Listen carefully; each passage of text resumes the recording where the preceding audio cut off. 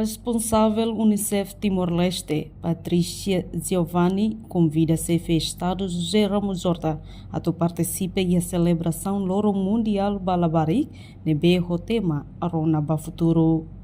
Giovanni Hatoli Hiragni, ba jornalista Sira, foi remata encontro internal com o presidente da República José Ramos Horta, terça-feira Loron Sanolo recensia, fulang novembro tina rihunrua Ronolo Resinghat. A responsável Unicef e Timor-Leste nem informa e a Surumoto ne sira convida chefe Estado a participar e a celebração Lorong Mundial Balabari nebe se celebra e a Lorong Ronulu fulang novembro tina nei.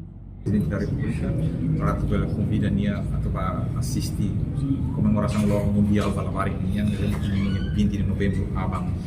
Tamanema encontro ne la lais de e ni masa cara yang kata hal surpresa da baita bolsira pagira abang e celebração né que se vê hari buat barak na poli buat barak na celebração do mundial para barik mundial dia tema global né masa rona para futuro listening to the future dia kata sua baita Indonesia ni serviço né rona balabarik sira né o insight da cara haris da rona sir ni hanoi sir ni opinião sir ni ideias balu né kona ba sir ni bois do loron ini Excelência Presidente da República dia disponível abang atau atender masa celebração ini halal yang kita plaza mas kuano kata punya Excelência Presidente mas anas babain tu posa hatian kata mas gosta atau kalau interação malabarik sira rona ba foi saya sira e senhora nem so indian kata punya orse nia labarik na halo entrevista punya sira kuliah aku rona sira ni hanoi sira ni akara sira ni ideias kona ba sira murus do bawon nia e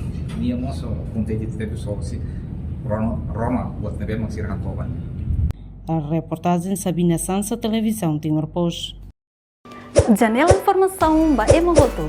Atua tem informação atual dia kliu. Kita haluha. Haneham botão subscribe, like. Halo comentário no fahe tutang ba media sosial hotu.